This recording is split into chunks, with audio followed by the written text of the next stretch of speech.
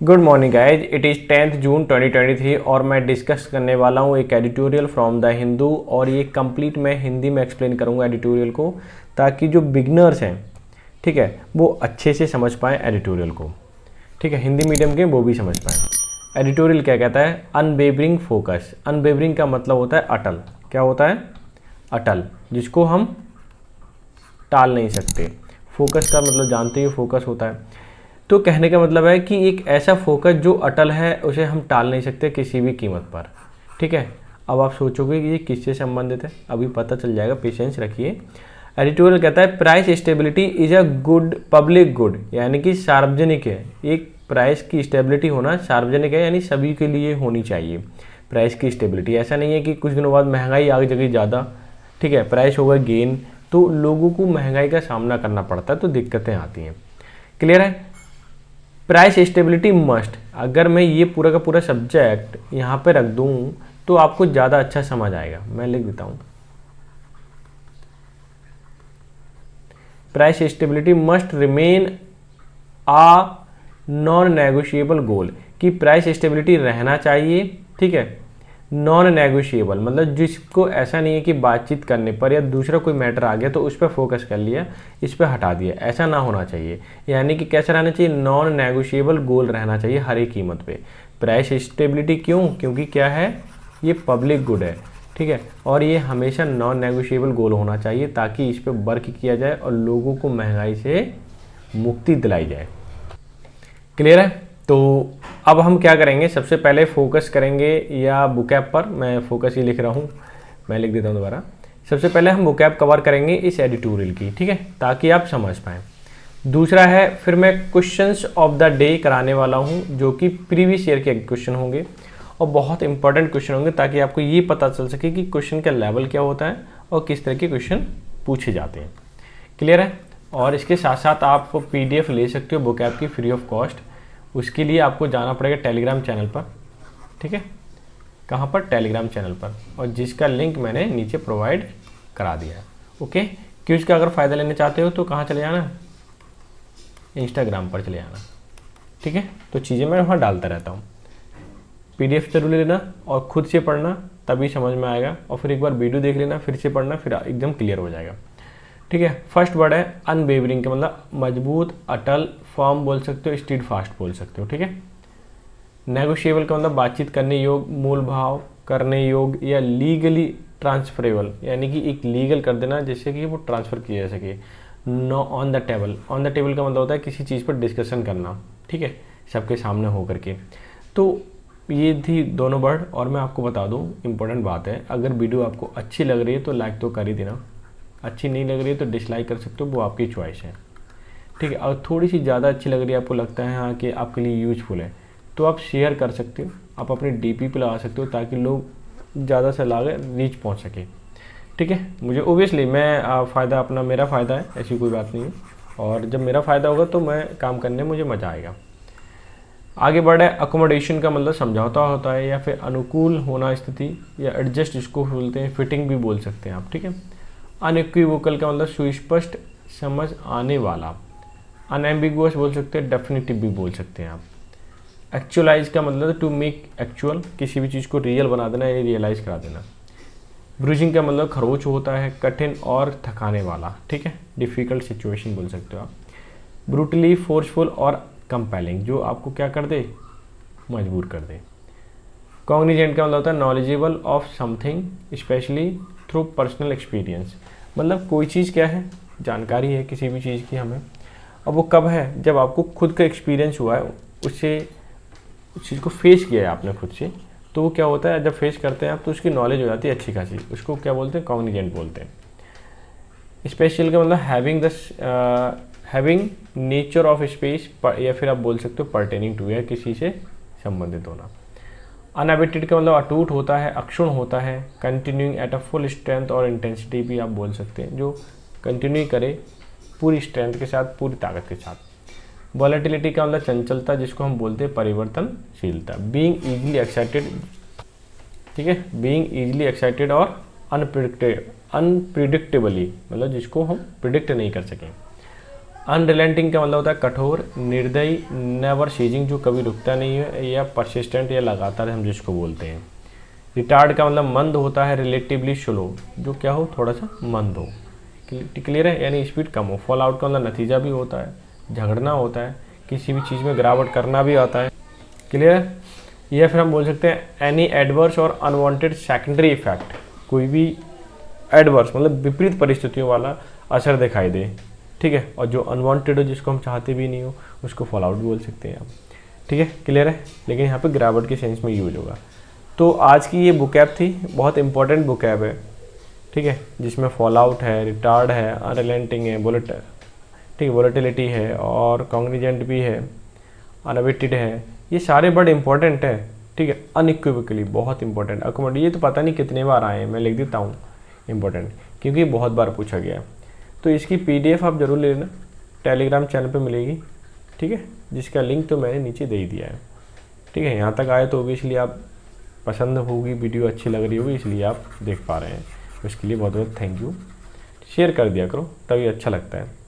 Question of the day की अगर मैं बात करूँ, क्वेश्चन ऑफ द डे में आज मैंने 2 क्वेश्चन लिए हैं, सुनिए। Select most appropriate option fill in the blank, हमें ब्लैंक भरना है इसे, ठीक है। ये CGL मेंस 2022 में आया हुआ है। आ गुड लीडर, एक अच्छा नेता, शुड बी रेडी, जो कि हमेशा उसे रेडी रहना चाहिए, टू क्रिटिसिज्म। अब यहाँ पे शटल, कैरी, फेस, मीट, देखो एक अच्छा नेता होता है उसको हमेशा आलोचना का सामना करना चाहिए, ठीक है, ये इसका मीनिंग है, पता भी चल रहा है पढ़ने से। तो हम यहाँ पे क्या लगा देंगे डायरेक्टली, मैं लिख देता हूँ फेस। फेस क्या हो जाएगा, यानी कि a good leader should be ready, उसे रेडी होना चाहिए, तैयार होना चाहिए फेस करने के लिए क्रिटिसिज्म, मतलब जो आलोचना की जाती है, क्या की जाती है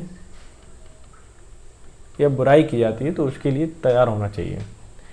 सेटल मतलब किसी भी चीज़ में सेटल हो जाना परफेक्टली। कैरी का मतलब ले जाना होता है, फेस का मतलब सामना करना होता है, मीट का मतलब मिलना होता है। कितना आसान है, ठीक है। लेकिन इस बार आसान आ गया, हमेशा आसान नहीं आता है, इसलिए पहले के पेपर उठा के देखिए, 22 से पहले के, 21 के, 20 के, ठीक है, तो आपको पता चला है एग्जैक्टली कि किस तरह का पेपर आता है। Select the most appropriate option fill in the blanks, ये भी है, ठीक है, 22 में आया हुआ है, वो भी मेंस में आया हुआ, ध्यान रखना। The house they bought was, the house जो घर खरीदा था, दे बॉट वॉज उन्होंने, वो था पता है कैसे, द हाउस वॉज स्पेशियस मतलब काफ़ी बड़ा था। देन, अच्छा देन लग गया, इसका मतलब कंपैरिजन हो रहा है यहाँ तो भाई ये, और कंपैरिजन जब भी होता है तो हम क्या लगाते हैं, कंपैरेटिव डिग्री लगाते हैं, और ना हो तो मोर लगा देते हैं, यही है ना। तो क्या है, द प्रीवियस हाउस यानी कि जो उन्होंने अभी घर खरीदा है वो पिछले वाले घर से क्या है, काफ़ी बड़ा है, ठीक है। तो ओबियसली यहाँ पे क्या रहेगा, मोर देन, ठीक है। एज तो आ नहीं सकता, क्यों, एज आता है तो आपका पॉजिटिव डिग्री आएगा, एज मैंने कल ही बताया, एज हो तो क्या आएगा, पॉजिटिव डिग्री होता है, मैं लिख देता हूँ, ठीक है। मोस्टली सुपरलेटिव डिग्री लिए आता है, और मोस्ट भी सुपरलेटिव डिग्री है, तो इनका तो कोई मीनिंग नहीं बनना, क्योंकि कंपैरिजन किया जा रहा है, ठीक है। तो समझ में आ गया होगा, मैं एक बार हाईलाइट और कर देता हूँ, एक ये आ गया आंसर और एक आपका आंसर ये हो गया, ठीक है। तो चलते हैं अब पूरा एडिटोरियल पर, फिर वो डिस्कस करेंगे। क्या कह रहा है, अनवेवरिंग फोकस, एक ऐसा फोकस जो कभी हटता नहीं है, ठीक है, हमेशा रहता है एकदम प्योरली, मतलब एक ही फोकस रहता है जो हम कभी चेंज नहीं करते, ठीक है। टाइटल समझ में आ गया। Price stability is a public good, price stability public good है, and must, price stability must remain non negotiable, जिसको हम चेंज नहीं कर सकते, ठीक है। नॉन नेगोशिएबल गोल होना चाहिए प्राइस स्टेबिलिटी, ठीक है, यानी कि प्राइस स्टेबिलिटी कभी, इसका जो फोकस है वो कभी चेंज ना हो, ऐसा उद्देश्य होना चाहिए, ऐसा गोल होना चाहिए। अब मैं करता क्या हूँ, सेंटेंस को हाईलाइट कर देता हूँ और फिर मैं एक्सप्लेन कर दूँगा उसे, ठीक है। मैं कोशिश करूँगा कि क्लॉज बाय क्लॉज करूँ, कभी कभी नहीं भी होता है तो घबराना मत, आपको समझ में आ जाएगा, क्योंकि आपको समझने से थोड़ा सा पेशेंस रखोगे और तभी समझ में आएगा, और पूरा देखने की कोशिश किया करो पूरी वीडियो, तो ज़्यादा बेहतर तरीके से समझ में आएगा। अगर जेन्युइनली आप तैयारी करना चाहते हो एग्जाम की, तो चाहे बैंकिंग की हो, चाहे आपका CGL को किसी की भी हो, क्योंकि एडिटोरियल तो एडिटोरियल सबके लिए। द मॉनेटरी पॉलिसी कमेटी, जिसको हम शॉर्ट में बोल देंगे MPC, एमपीसीज यानी उसका जो लेटेस्ट मतलब हाल फिलहाल का जो अभी डिसीजन था टू एक्सटेंड करने का, बढ़ाने का, पॉज का मतलब किसी चीज़ को रोकने के वाला, ठीक है, जो पॉज ले रखा है उसको रोकने उसको एक्सटेंड किया जाएगा, बढ़ाया जाएगा।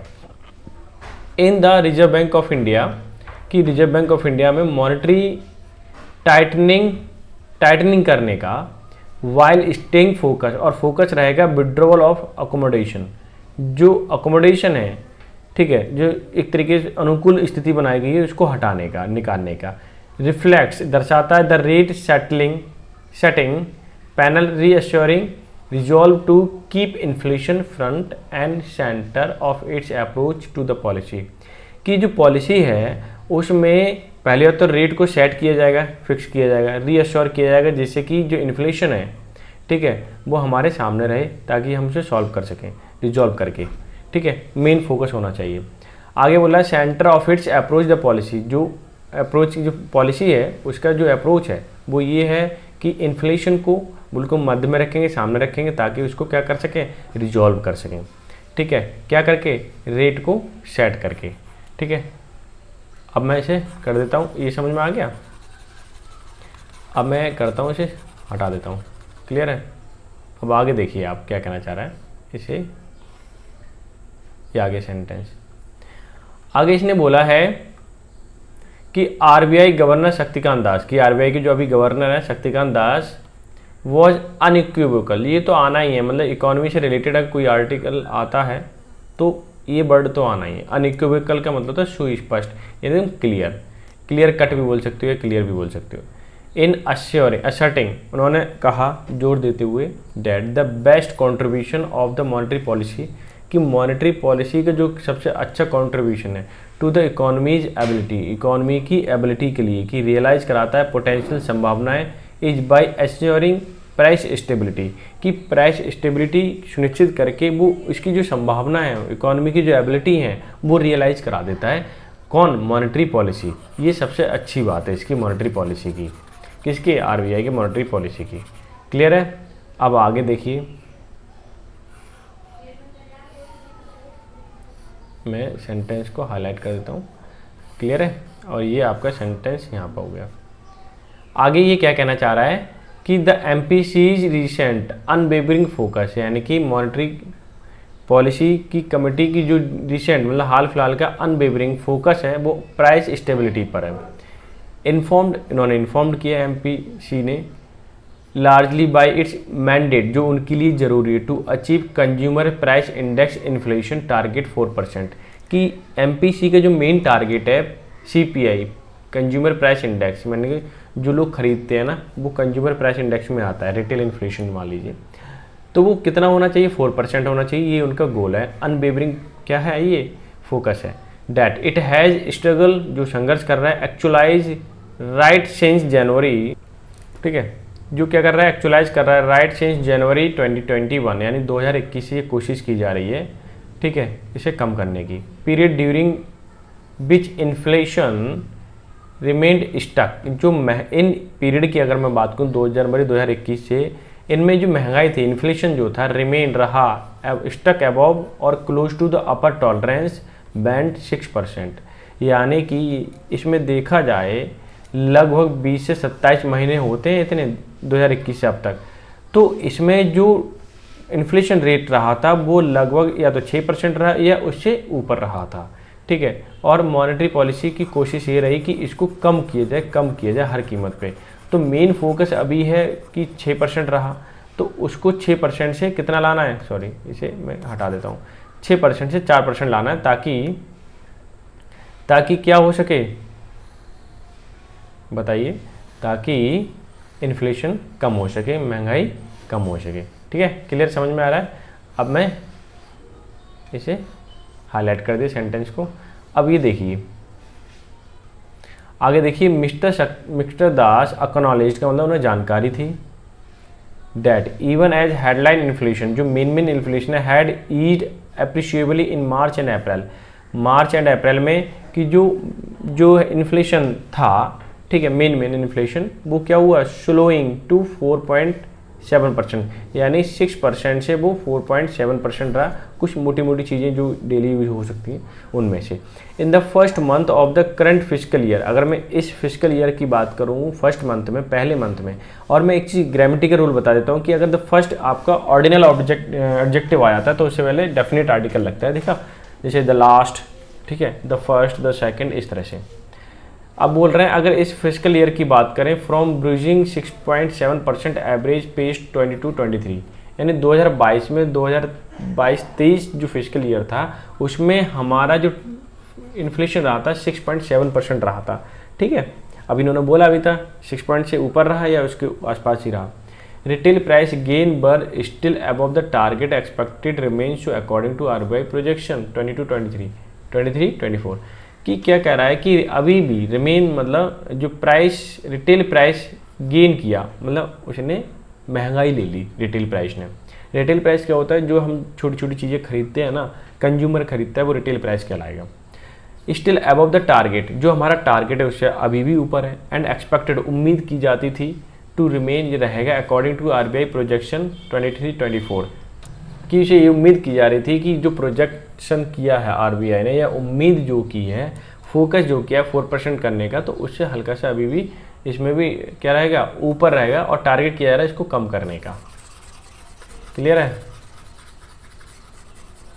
ये हो गया आपका हाईलाइट, रब मैं कर देता हूँ सेंटेंस को हाईलाइट, बहुत आसानी से समझ में आएगा। अब थोड़ी सी कोशिश करते हैं तो, the MPC which has forecast, MPC ने फोरकास्ट की, भविष्यवाणी की, CPI inflation, consumer price index inflation to average 5.1 over 12 months ending March 24, की कहना चाह रहा है कि जो एवरेज अगर देखा जाए तो इसका 5.1% रहेगा, ठीक है, सीपीआई इन्फ्लेशन। मॉनेटरी पॉलिसी का ऐसा फोरकास्ट है, और या फिर वो अनुमान लगा रहे हैं, ठीक है, कि मार्च तक, महीने में 2024 तक लगभग 5.1% रहने का ये सीपीआई इन्फ्लेशन टारगेट या रहने का उम्मीद है। एज एमपीसी इज कॉग्निजेंट, उसको संज्ञान में है एमपीसी के, ऑफ कंटिन्यूइंग चैलेंज, की चैलेंज है हमेशा, इन अलाइनिंग, उसको सेट करने में, ठीक है, एक तरफा करने में, इन्फ्लेशन को विद टारगेट, वो टारगेट भी ले रखा है एमपीसी ने कि जो महंगाई है उसको क्या करेंगे, सेट करेंगे, गिवन ग्लोबल अनसर्टेनिटी, लेकिन साथ ही साथ में ग्लोबल मतलब विश्व की अनिश्चितताएं हैं, क्योंकि वहाँ पे अगर महंगाई बढ़ती है, वहाँ होतल पुतल कुछ आती है, तो जाहिर सी बात है इंडिया में भी इन्फ्लेशन बढ़ता है, ठीक है। ये डिपेंड करता है इंटरनेशनल मार्केट पर भी, ठीक है, तो वो भी मैनेज करना होता है। तो जाहिर सी बात है, क्योंकि हम बहुत सारी चीज़ें हम बाहर से खरीदते हैं, विदेश से आती हैं हमारे यहाँ, ऐसा नहीं है हमारे यहाँ पे हो रही है, ऐसा नहीं होता है। जब वहाँ से आ रही होती हैं तो जाहिर सी बात है प्राइस जो होते हैं वो चेंज होते हैं, अगर वहाँ भी कुछ गड़बड़ हो रहा है तो यहाँ भी प्राइस चेंज हो जाते हैं और महंगाई बढ़ जाती है। स्पेशली मुख्य तौर पर देखें, mister Das flag the special and temporal distribution of rain fall during this monsoon in the wake of, परिणाम स्वरूप, ठीक है, इन द वेक ऑफ का मतलब होता है परिणाम स्वरूप या रिजल्ट, ठीक है, एल नीनो कंडीशन की, जो एल नीनो की कंडीशन है उसको परिणाम देखते हुए मिस्टर दास ने स्पेशली ये बोला है कि ये टेम्परली क्या है, डिस्ट्रीब्यूशन है, ठीक है, किसका, रेन फॉल का। अभी कभी यहाँ बारिश हो रही है, कभी, क्योंकि मानसून आ चुका है, 7 दिन लेट आया, कल के अखबार में पढ़ा होगा आपने न्यूज़पेपर में, ठीक है। आगे बोला है अनअबेटेड जियो पॉलिटिकल टेंशन, इसलिए क्या है अनअबेटेड, जिसको हम कम नहीं कर सकते, जो जगह जगह टेंशन बढ़ी हुई है, क्योंकि एक तो लेट आया और एल नीनो की कंडीशन कुछ ऐसी है अभी। Uncertainty over international commodity price, इसलिए अनसर्टेनिटी बनी हुई है इंटरनेशनल कमोडिटी मतलब वस्तुओं की प्राइस पर, इंक्लूडिंग दोज ऑफ शुगर, जिसमें शुगर भी शामिल है, राइस भी शामिल है, क्रूड ऑयल भी, क्रूड मतलब खाने वाला ऑयल, एडिबल ऑयल बोल सकते, क्रूड कच्चा ऑयल, खाने वाला नहीं है ये, कच्चा ऑयल, ठीक है। एंड वॉलेटिलिटी, जो चेंज आ रही है in the global financial market as a side risk to the MPC's inflation projection, कि जो चेंज आ रहा है इन्फ्लेशन, ठीक है, इन्फ्लेशन में ग्लोबल फाइनेंशियल मार्केट में अपसाइड हो सकता है, रिस्क बढ़ सकता है, एमपीसी ने जो इन्फ्लेशन प्रोजेक्शन लिया है कम करने का, ठीक है, तो उसमें भी थोड़ा बदलाव आ सकता है। अगर विदेशों में थोड़ी महंगाई बढ़ी तो यहाँ भी बढ़ सकती है, ठीक है, तो उनका जो अनुमान है वो क्या गड़बड़ा जा सकता है। क्लियर है? अच्छा, हमारे यहाँ तक हो गया। अब मैं सेंटेंस ये लीजिए, यहाँ तक हो गया। आगे ये बोलना चाह रहा है कि अनदर की फैक्टर, जो मेन की मतलब main factor feeding into RBI policy approach is it's conviction that macroeconomics fundamental have strengthened after the unrelenting focus on preserving price and financial stability। कि दूसरा जो फैक्टर है आरबीआई का अप्रोच, कन्विक्शन, इन्होंने conviction किया, आरोप लगाया या कहा कि मैक्रो इकोनॉमी जो है जो फंडामेंटली स्ट्रेंथन है, मजबूत हो रही है, आफ्टर अनरिलेंटिंग मतलब कंटिन्यूसली, जिस पर फोकस है प्रिजर्विंग करने के प्राइस को एक फिक्स करने का कोशिश की जाती है। लेकिन ये बड़ी इकोनॉमी है तो इसमें स्ट्रेंथन भी हो रही है, मजबूती भी आ रही है, तो कहीं भी ना कहीं महंगाई भी बढ़ती है। ठीक है, ये भी कहना चाह रहे हैं। तो दोनों ही बातें ये कहते हैं कि हम कम से कम वो ज़्यादा से ज़्यादा फोकस करेंगे कि महंगाई कम हो, लेकिन बहुत सारे ऐसे फैक्टर रहते हैं जिससे कि महंगाई बढ़ जाती है। आगे इन्होंने बोला है to be sure increase the increase in credit cost में इंक्रीज जो हुआ है सिंस आरबीआई स्टार्टेड रेजिंग, जब से रेजिंग यानी उठाने की बात की it's benchmark interest rate in May 2022, कि मई 2022 में उन्होंने जो बेंचमार्क रेट था, उन्होंने क्रेडिट रेट था उसको बढ़ा दिया है। Appear to have retarded investment, इससे ये मालूम होता है कि रिटार्ड मतलब थोड़ी मंदी आई इन्वेस्टमेंट में और कंजम्पशन एक्टिविटी लास्ट ईयर, कि जब से ही इन्होंने यानी कि इंटरेस्ट रेट का क्रेडिट कॉस्ट का रेट इन्होंने जैसे बढ़ाया तो इन्वेस्टमेंट भी कम हुआ और कंजम्पशन एक्टिविटी भी कम हुई है। तो जाहिर सी बात है, अगर रेट बढ़ते हैं, लोगों के पास कम पैसा होता है तो एक्टिविटी बहुत सारी कम हो जाती है। अब देखिए आगे ये क्या कहना चाह रहे हैं, bank credit data show the pace of growth in loan industry. Bank credit अगर देखा जाए डेटा जो शो दर्शाता है पेस मतलब जो गति है ग्रोथ की इन लोन इंडस्ट्री में, क्लियर, पर्टिकुलरली एमएसएमई में।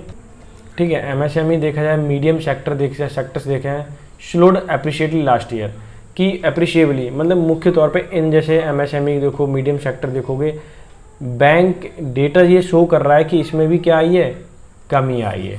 ठीक है, स्लो हुआ है थोड़ा सा, क्यों, क्रेडिट कॉस्ट उन्होंने बढ़ाई है, रेट बढ़ा दिए, तो ओबियसली लोग कम पैसा उधार लेंगे क्योंकि लोन ज़्यादा चुकाना पड़ेगा उन्हें, मतलब इंटरेस्ट ज़्यादा देना पड़ेगा। द सीक्वेंशियल मतलब इसके बाद द कॉन्ट्रैक्शन मतलब जो घटा हुआ है in the estimated private consumption spending, कि जो प्राइवेट कंपनियाँ हैं वो भी कम स्पेंड कर रही हैं, ठीक है, खर्च कम कर रही हैं इन द फोर्थ क्वार्टर में देखा जाए तो of the last physical year, पिछले साल, is also likely to have been to some degree fall out the higher borrowing cost, कि हायर बोरोइंग कॉस्ट में भी फॉल आउट आया है, मतलब गिरावट आई है, उसमें भी क्या किया जा रहा है, कम लोग ले रहे हैं पैसा। आगे देखिए ये क्या कहना चाह रहे हैं, यहाँ से सेंटेंस यहाँ पे छोटा सा ही है, स्टिल अभी भी एज मिस्टर दास एम्फेसाइज्ड मतलब जोर दे रहे हैं, policy maker can ill afford to take their eye off the inflation. कहने का मतलब है कि मिस्टर दास इस बात पर जोर दे रहे हैं कि पॉलिसी मेकर जो भी हैं आंखें बंद करके जोखिम नहीं ले सकते इन्फ्लेशन का। ठीक है, तो उन्हें सब कुछ देख करके ही डिसीजन लेना पड़ता है। क्लियर है। आगे है price stability is after all a public good. Price stability, price में एक फिक्सेशन आना ये पब्लिक गुड है, ठीक है, सार्वजनिक है। अचीविंग ड्यूरेबल इन डिस इन्फ्लेशन, की अचीव करना है डिस इन्फ्लेशन को, मतलब महंगाई को कम करना, सिंपल सी बात। Must remain a non negotiable goal, ये हमेशा। अब देखिए ये सेंटेंस क्या कहता है कि स्पेशली मतलब मुख्य तौर पर, अमिड मतलब बीच में, वाइडनिंग इनकम इनइक्वलिटी, की बढ़ती हुई असमानताएं, इनइक्वलिटी, ठीक है, इनकम में असमानताएं जो बढ़ रही है, and higher level of joblessness, और बेरोजगारी ज़्यादा से ज़्यादा बढ़ रही है, उस समय प्राइस स्टेबिलिटी होना बहुत ही ज़्यादा ज़रूरी है। वैसे भी ये पब्लिक गुड है, ठीक है, प्राइस स्टेबिलिटी ज़रूरी है। तो ये था आज का एडिटोरियल। आई होप सो आपने एंजॉय किया होगा पूरा का पूरा एडिटोरियल, और इसकी पीडीएफ बुकैब वाली आप ज़रूर ले लेना और एंजॉय करना, खुद से पढ़ना और मुझे बताना कि आपको कैसा लगता है, ठीक है। और आपको हेल्पफुल है या नहीं है, और ये भी बताना कि आपने शेयर किया या नहीं किया है। क्लियर? ये वाले क्वेश्चन जो मैं देता हूँ वो ज़रूर दिया करो, और कम्युनिटी में जो मैं पोस्ट करता हूँ उसे ज़रूर सॉल्व किया करो, ताकि आप बेहतर से बेहतर नॉलेज ले सकें। ठीक है, तब तक के लिए bye bye, take care, have a good day.